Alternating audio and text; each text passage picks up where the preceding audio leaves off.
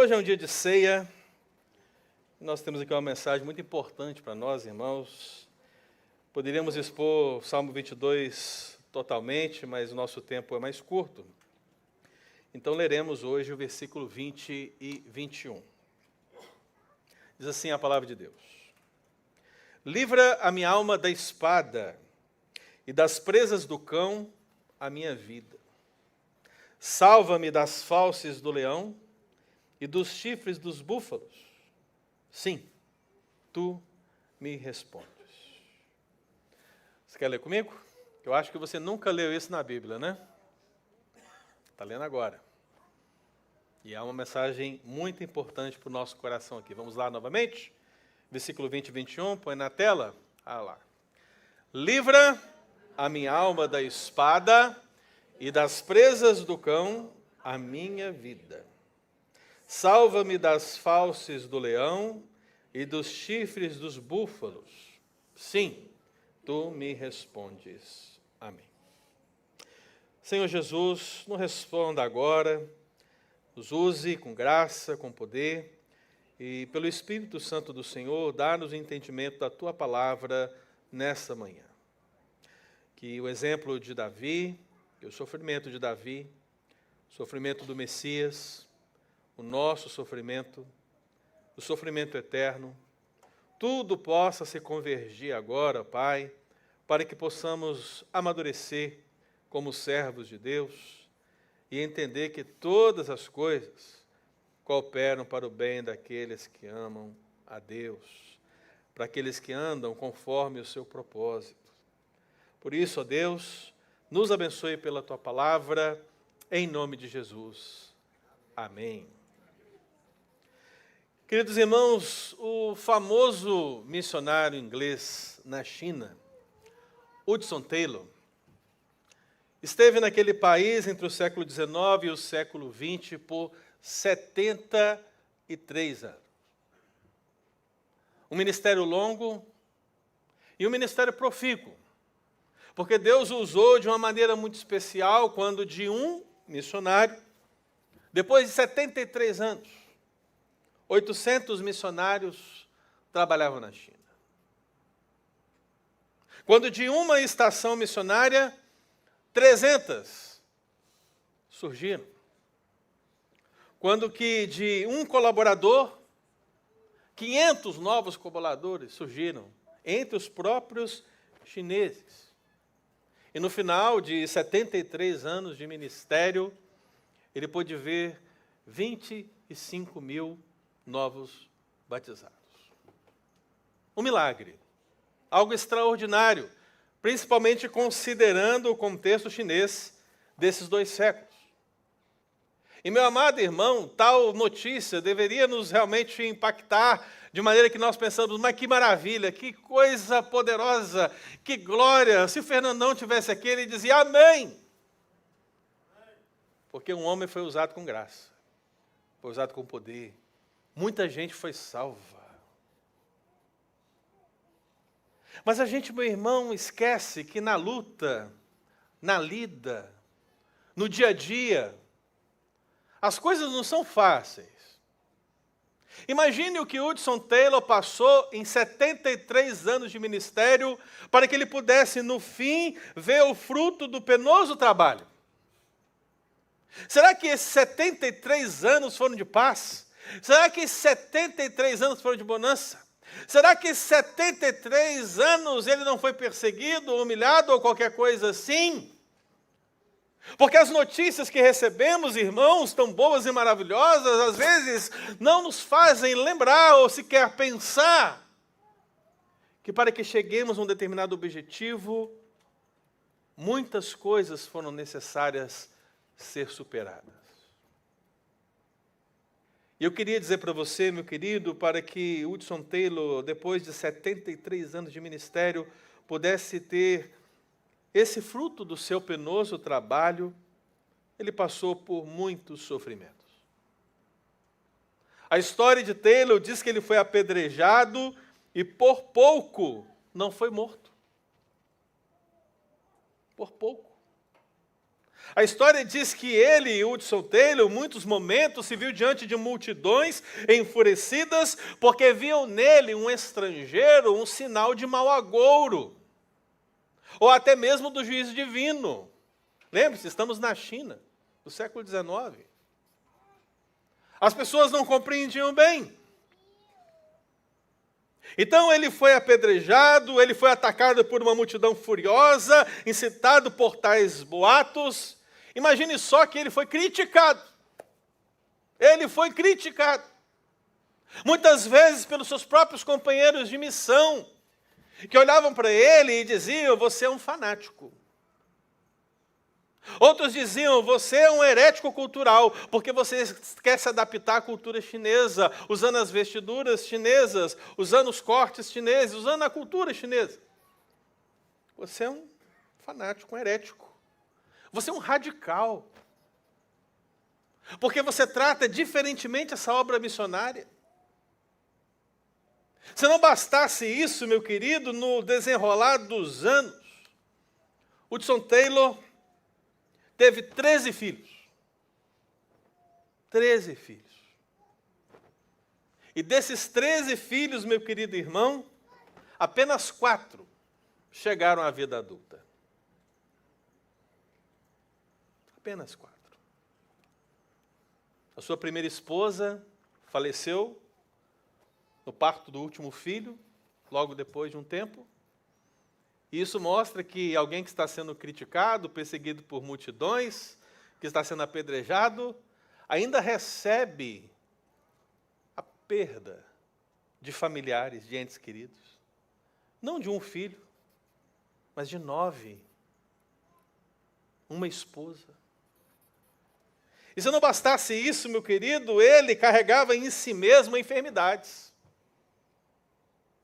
Alguns biógrafos vão dizer que seria como que depressão, mas o termo técnico mesmo seriam colapsos físicos, crises nervosas, advindas de toda essa difícil realidade de 73 anos que levaram à conversão de 25 mil chineses. Então, meus amados irmãos, percebam que para que nós possamos receber e ver e experimentar um fruto de um penoso trabalho, necessariamente saiba também que muitas lutas terão que ser travadas. Muitas perdas virão. Se tornarão diante de nós fatos.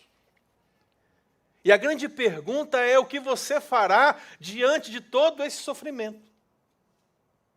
Em alguns momentos, Taylor nos dá a entender que ele mesmo já não conseguia mais orar. E ele chegava mesmo a dizer: eu não consigo mais orar, eu não posso orar, mas eu posso confiar. Confiar na palavra de um Deus que nunca mentiu, confiar na palavra de um Deus que sempre a cumpriu, confiar na aliança de um Deus que jamais a quebrou. E ele confiou. E mesmo diante de todas essas perdas, todas essas perseguições, todas essas humilhações, mesmo diante de tudo isso, meu querido, em um determinado momento da sua vida, ele escreve e ele diz: o mal que Deus abençoa é para o nosso bem. Analise isso agora, irmão. Estamos falando de alguém que perdeu 9 filhos e uma esposa. Ele está dizendo: o mal que Deus abençoa é para o nosso bem. E o bem, sem a sua bênção, é ruim.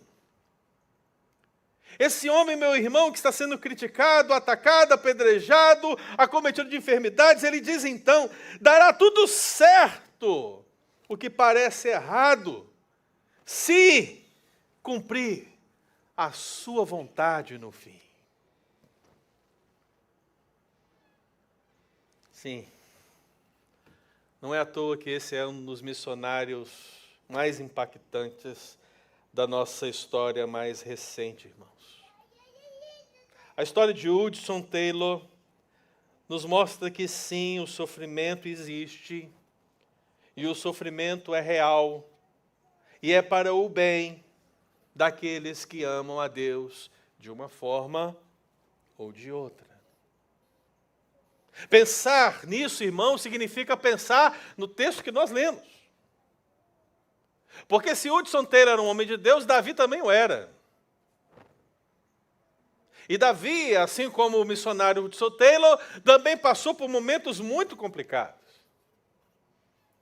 E ele escreve nas poesias dos Salmos muitas das suas situações difíceis.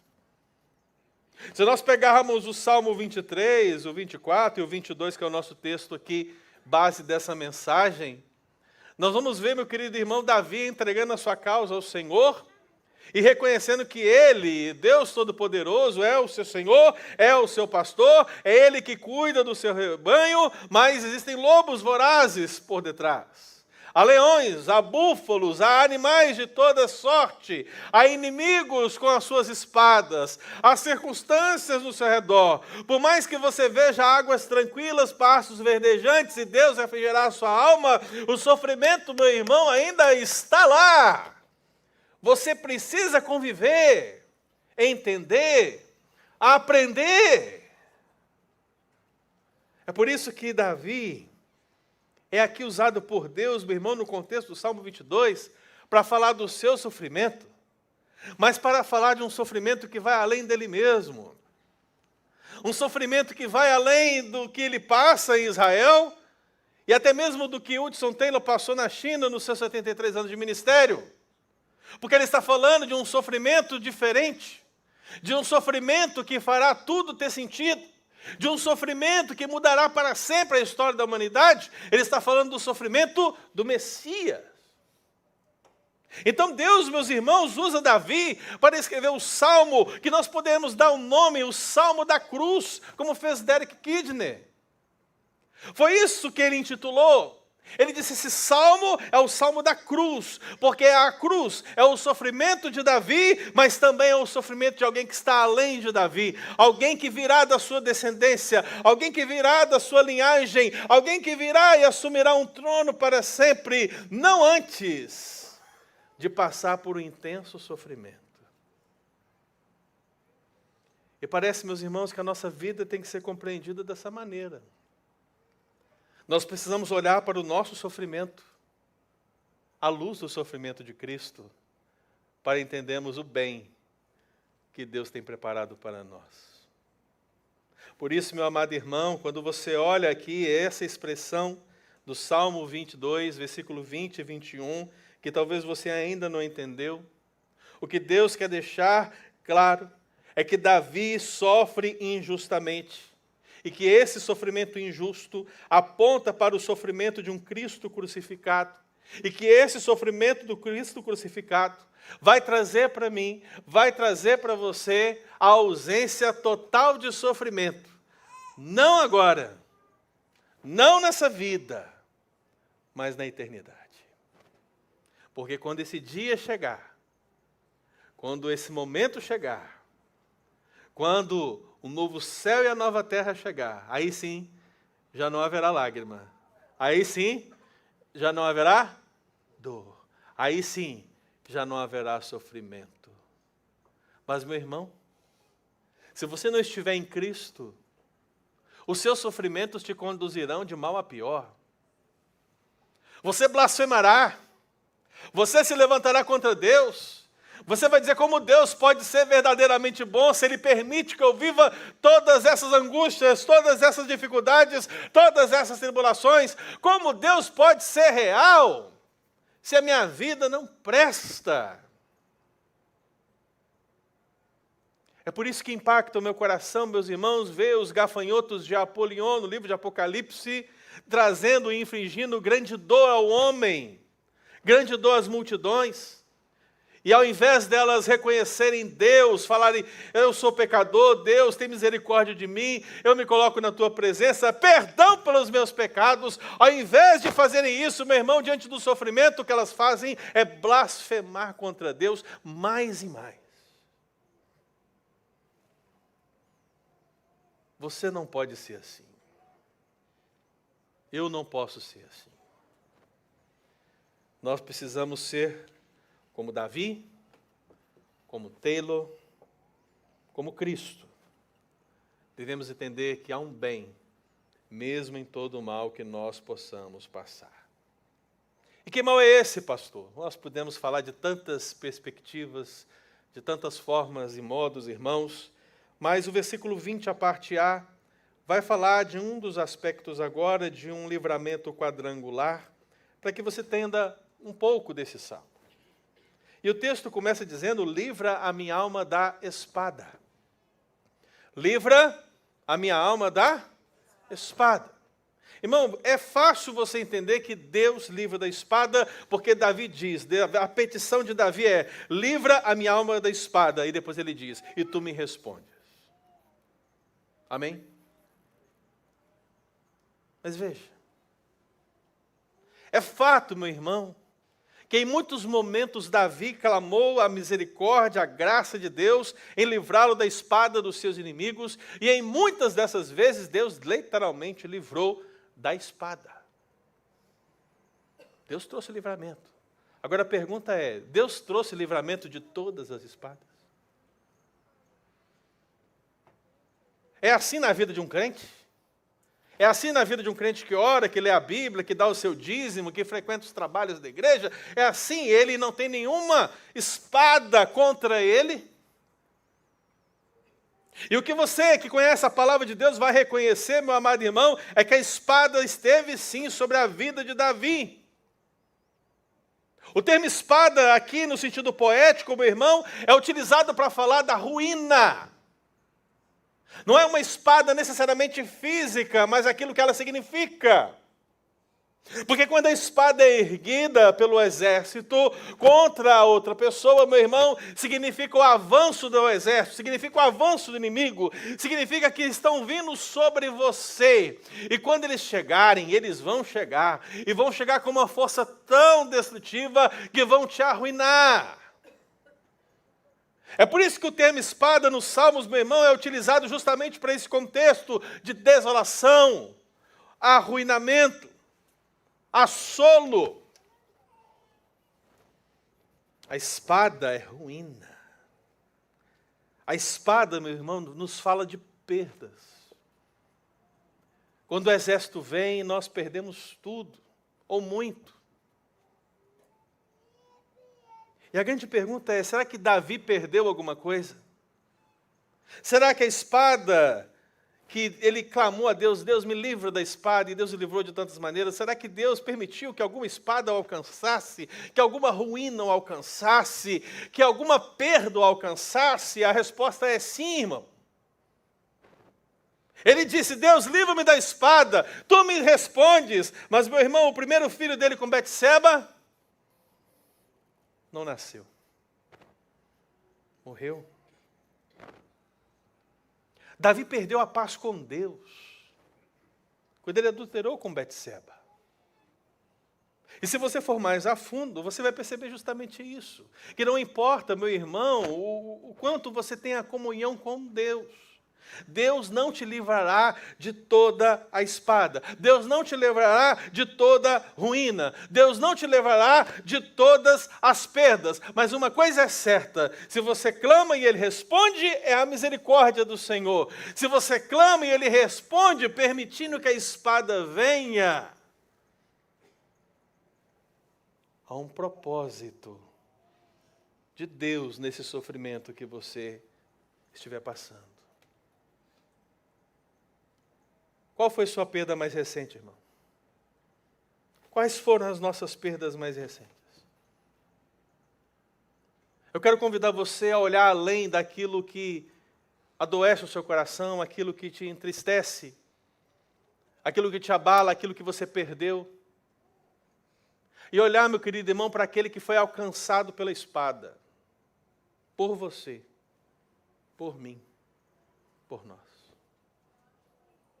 Davi, meu irmão, ele está falando do seu sofrimento, mas ele também está apontando profeticamente para o sofrimento de Cristo. E ele, Cristo, meu irmão, foi traspassado pela espada da ira de Deus, que deveria recair sobre nós, pecadores. Nós que muitas vezes perdemos algo e não entendemos o plano de Deus, não entendemos ou confiamos na bondade de Deus, Passamos a blasfemar contra Ele quando devemos dizer: o meu sofrimento não é nada comparado com aquele que se entregou por mim. O profeta Isaías, meus irmãos, ele diz que ele foi traspassado pelas nossas transgressões, ele foi moído pelas nossas iniquidades, e o castigo que nos traz a paz estava sobre ele. Então, meus amados irmãos, eu quero que você entenda como pode um homem como Hudson Taylor trabalhar por 73 anos, com todas aquelas dificuldades e sofrimentos, e ainda ver 25 mil chineses convertidos. Só olhando para a cruz, irmão. Só olhando para aquele que foi traspassado na cruz por você, por mim, por nós. Porque se você olhar para você mesmo, se você olhar aqui para o seu coração, se você olhar aqui, olha, é tão difícil viver sem essa pessoa, é tão difícil de viver sem isso, sem aquilo. Se você pensar nas suas perdas, se você pensar onde a espada te alcançou e retirou aquilo que você tanto queria, meu amado irmão, você não verá o fruto do penoso trabalho no fim. Mas Davi, ele fala de um segundo livramento. Ele diz primeiro, Deus livra da espada. Segundo, ele diz, e das presas do cão, livra a minha vida. Se primeiro, meu irmão, Deus livra da espada, no segundo lugar, é muito simples, não é verdade? Deus livra das presas do cão. Eu posso dizer para você que isso não é tão verdade assim, viu? Eu, como entregador do FedEx, às vezes sou atacado por cães.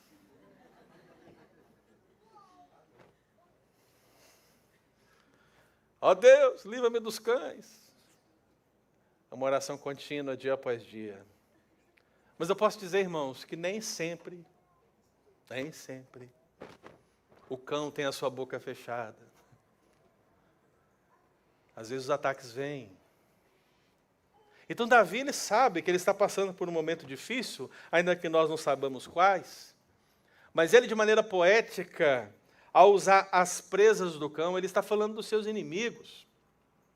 Quando ele diz presa, ele está falando da força. Quando ele diz cão, ele está falando de inimigos que não são dignos.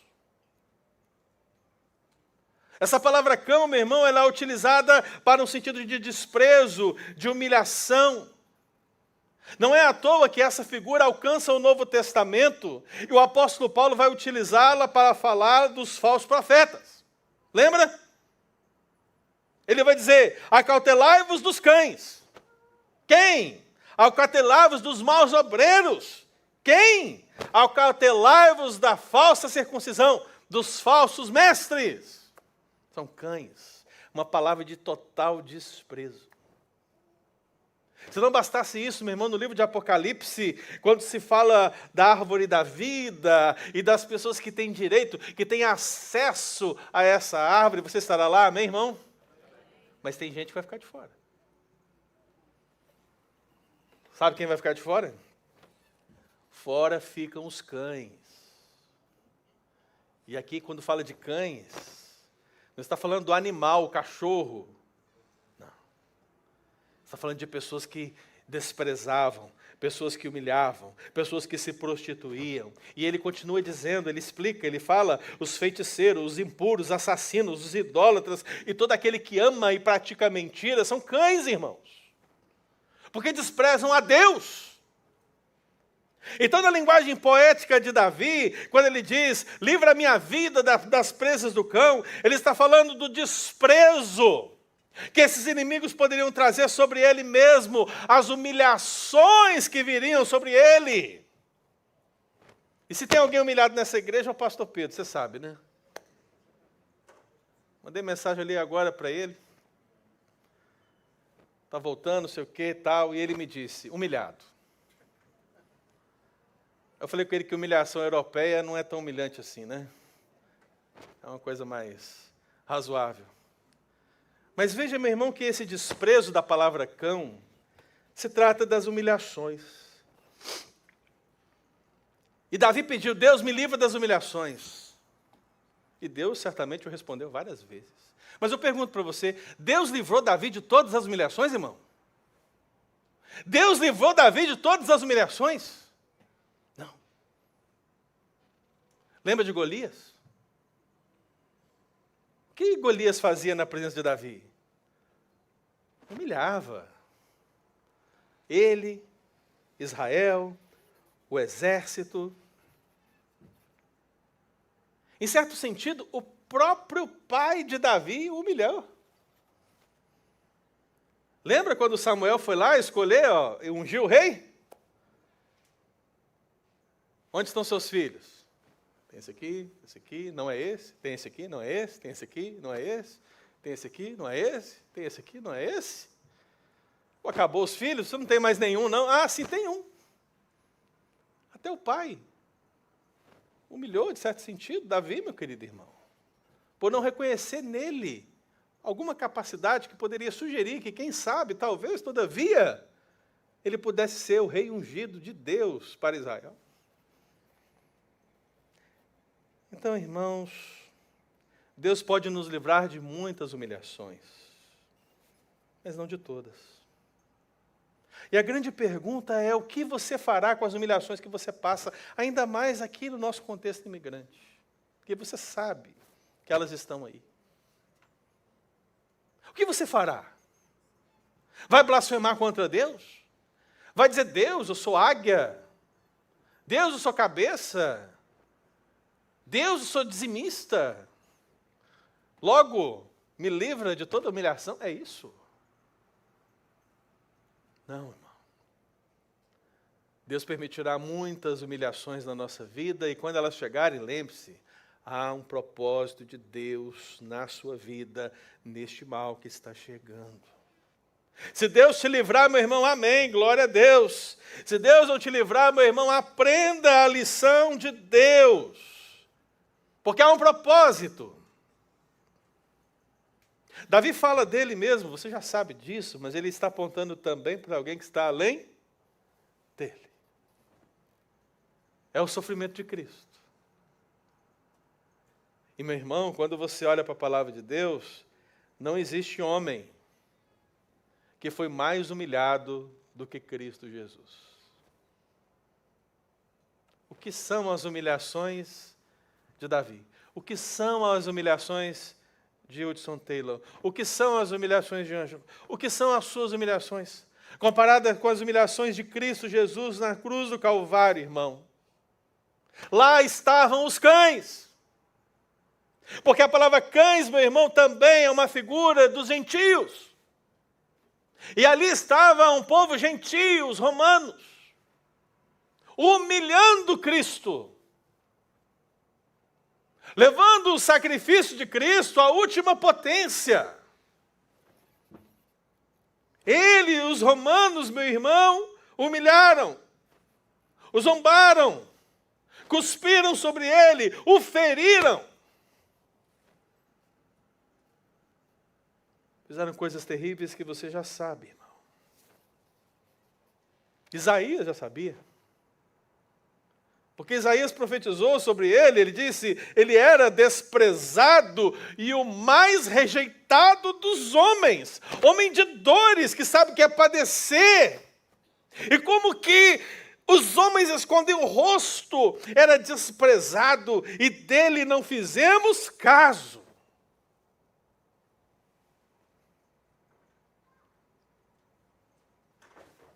Livra-me das presas do cão, livra a minha vida.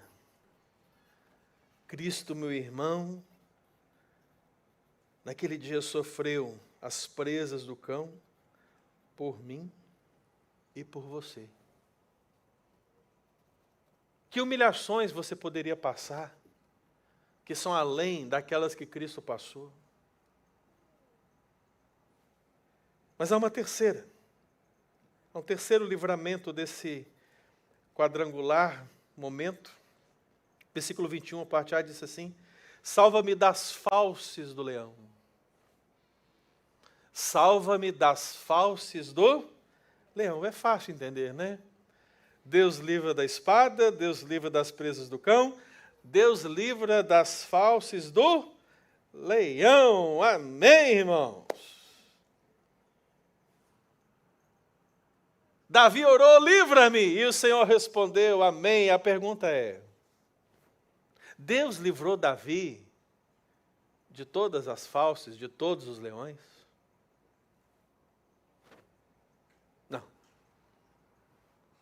Se você não sabe, meu irmão, as fauces, elas remetem à boca, à garganta dos animais, e no caso aqui, o leão. É uma figura poética de violência. Porque uma coisa é um gato mastigar um negócio, correto? Outra coisa é um leão mastigar. Quem você acha que vai mastigar com mais violência? O leão. Então Davi escolhe o leão, meu irmão, para demonstrar a violência daqueles que estão se colocando ao seu redor. A ideia da violência aqui é a ideia dos perigos que estão ao seu redor. E ele diz, Deus, livra-me das fauces do leão. Livra-me dos perigos tenebrosos, violentos que estão ao meu redor. Essa é a situação de Davi. E, meu irmão, eu pergunto para você, Deus livrou Davi de todas as fauces, de todos os leões? Não. Você lembra dos filisteus? Amalequitas, Moabitas, Amonitas, Edonitas, Nitas e outras Nitas. Em todas as batalhas que Davi teve, meu irmão, muitas delas Deus deu vitória. Amém? É o que nós ouvimos, né? A vitória de Deus. É o povo da vitória, aleluia! Mas houve momentos que Davi perdeu, irmão. Mesmo pedindo a Deus para lhe dar a vitória, ele perdeu. E em toda essa perda, diante desses perigos, diante dessa violência que veio acometida em algumas circunstâncias, ele precisava compreender, meu querido irmão, que Deus continuava no controle de todas as coisas.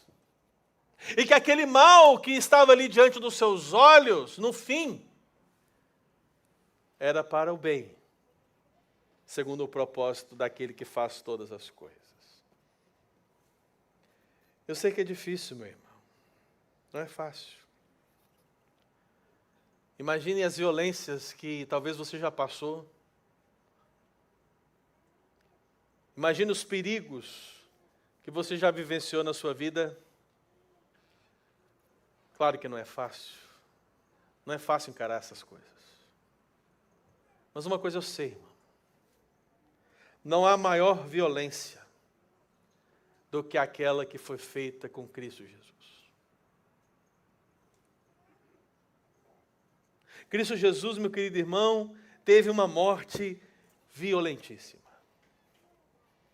E claro, lendo pelas páginas das Escrituras, muitas vezes não ficamos atentos.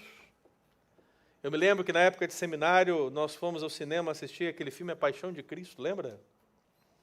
Lembra do Paixão de Cristo? Uma das coisas que Mel Gibson fez questão de destacar foi o sofrimento de Cristo, porque o nome do filme é A Paixão de Cristo.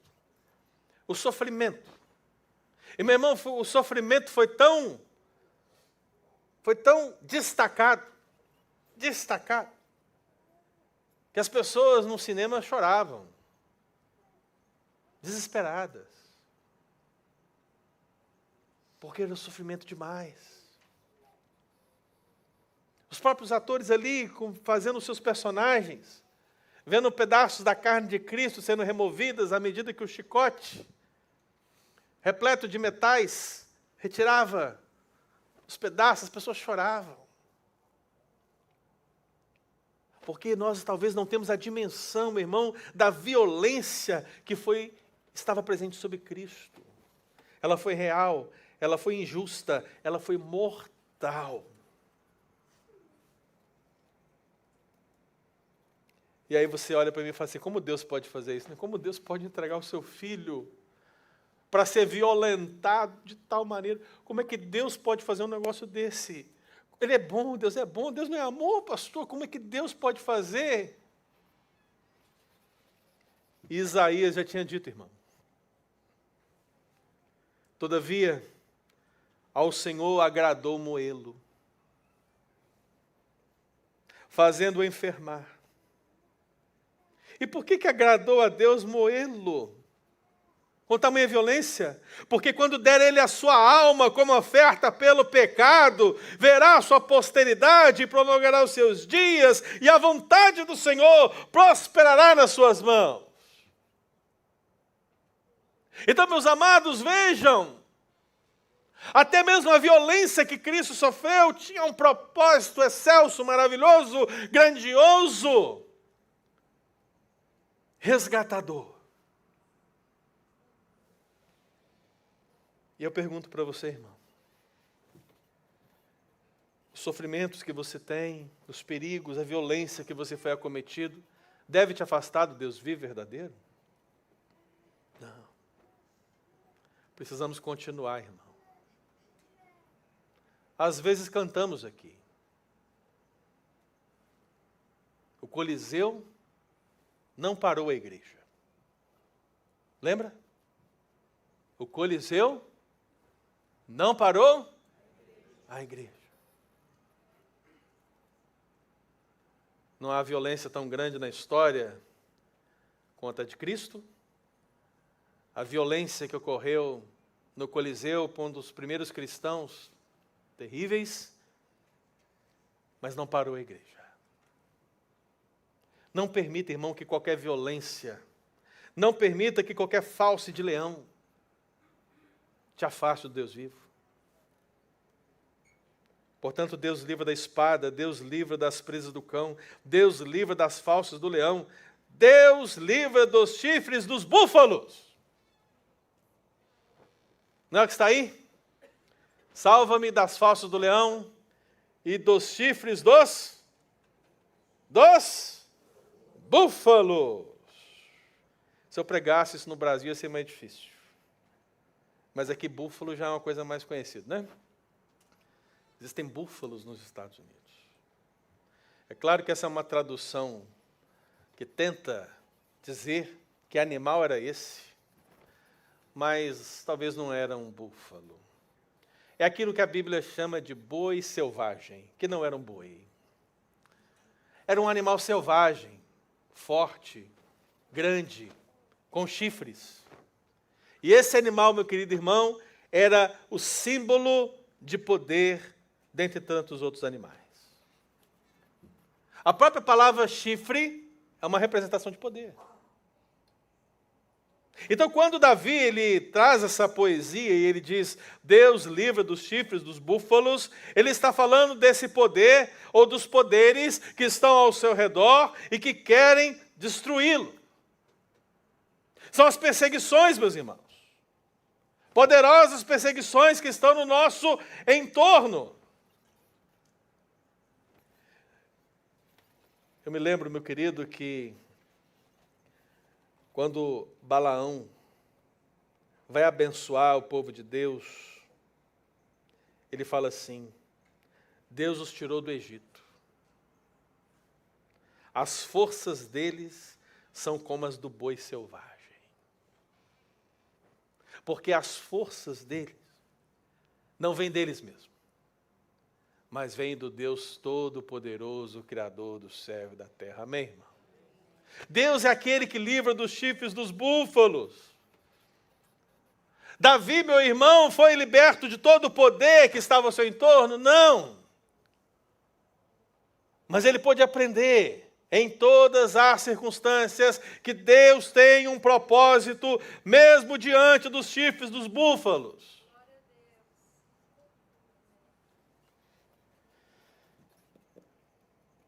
Talvez não tenha uma pessoa que sofreu tanto com poder alheio do que o próprio Jesus Cristo.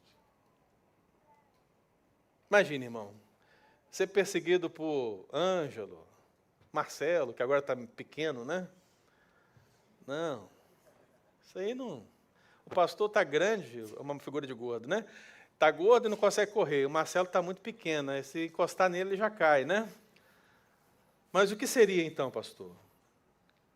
Irmãos, Cristo, ele foi perseguido pelo poder religioso. Estamos falando do Sinédrio, dos fariseus, dos sacerdotes. Cristo foi perseguido pelo poder político. Estamos falando de Pilatos, Herodes, de Roma. Cristo, meu irmão, foi perseguido pelo poder espiritual, o próprio Satanás. E no meio de todos esses poderes, meu amado irmão, ele foi para a cruz. E ainda disse: nenhum poder teria sido dado a você se do alto não tivesse sido concedido. Você ainda não entendeu, irmão, que Deus está no controle? Você ainda não entendeu que Deus tem tudo nas suas mãos? Você ainda não entendeu que por mais que os problemas, as dificuldades venham, perdas, humilhações, perigos, perseguições, entenda por isso, meu amado irmão, a espada, as presas do cão, as fauces do leão, os chifres dos búfalos, tudo que está aqui no Salmo 22, Salmo profético, Salmo messiânico, meu irmão, é para dizer para você, entenda o que essa mesa significa. Entenda que o seu e o meu sofrimento, meu irmão, não são absolutamente nada comparados ao sofrimento daquele que por nós entregou a sua vida. É por ele que nós vivemos, mas é também por ele que nós sofremos, é também por ele que nós morremos. Se esse não fosse o cristianismo, meu irmão, não é cristianismo. Porque andar com Cristo, meu irmão, é tomar a cruz sobre si e seguir após Jesus. Por isso, irmão, eu quero convidar você a ler comigo 1 Pedro. 1 Pedro capítulo 2, eu quero chamar aqui os presbíteros, por favor, para esse momento da ceia. 1 Pedro 2, versículo 21 a 24. Eu quero que você entenda, meu irmão, o seu sofrimento à luz do sofrimento de Cristo. Deus é aquele que livra da espada, Deus é aquele que livra das presas do cão, das fauces do leão, dos chifres dos búfalos. Mas todos esses sofrimentos são passageiros. Todos esses sofrimentos são transitórios. Todos esses sofrimentos são pequenos, comparados com o sofrimento que está logo ali. E não é o logo ali de Mineiro não, seu Walter. É o logo ali bíblico.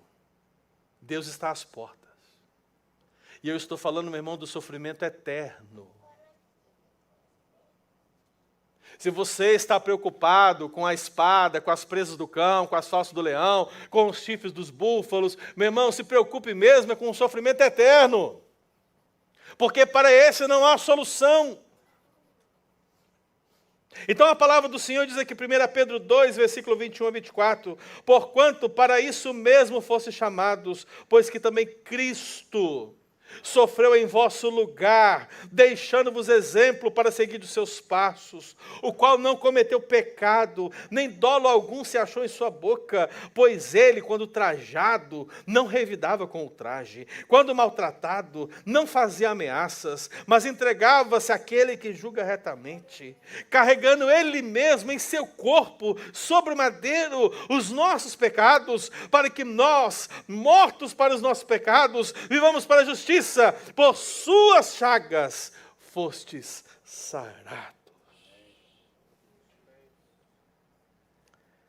Irmão, eu queria dizer para você que Deus livra seu povo do sofrimento eterno em Cristo Jesus. O que passaremos nessa terra, meu irmão, para nós será um aprendizado. O mal que Deus usa para a sua glória é para o nosso próprio bem. E o texto que nós acabamos de ler fala justamente isso. Que devemos olhar para a nossa vida, para os nossos sofrimentos, à luz do sofrimento de Cristo. Assim como Davi apontou para Cristo, nós agora olhamos para Cristo para entendermos os nossos próprios sofrimentos. E veja que a palavra de Deus fala que Cristo sofreu em nosso lugar, em meu lugar, em seu lugar. Era para nós estarmos na cruz. Cristo sofreu como exemplo para os nossos passos. Significa, meu irmão, que aquilo que Cristo fez e executou, agora deve ser visto por nós como exemplo. Devemos fazer igual. E o que é fazer igual? É dar a nossa vida por aquele que se entregou por nós. Nada menos do que isso, irmão. O texto fala que Cristo sofreu entregando-se ao que julga corretamente, Cacheta. Ele não sofreu dizendo: vocês estão me perseguindo, eu sou justo. Ele não sofreu dizendo: olha, o que vocês estão fazendo comigo não faz nenhum sentido. Ele sofreu calado e se entregou a Deus, que julga todas as coisas. O Senhor retribuirá cada um conforme as suas obras. O texto diz que Cristo sofreu para que vivamos para a justiça. Irmão, essa mesa que está aqui representada, que representa o sacrifício de Cristo, ela está aqui para nos mostrar, para nos revelar que aquilo que Cristo conquistou para nós é para que nós vivêssemos agora em justiça, em santidade de vida, em novidade de vida, para a glória de Deus Pai, vivendo a missão que Ele deixou para nós, e nada menos do que isso. Cristo morreu, irmãos, para que nós fôssemos sarados. E aqui está o final dessa mensagem. Eu não sei qual que é a sua enfermidade, irmão. Seja ela espiritual, física, emocional. Mas uma coisa é certa. Jesus pode mudar tudo. Jesus pode dar um novo sentido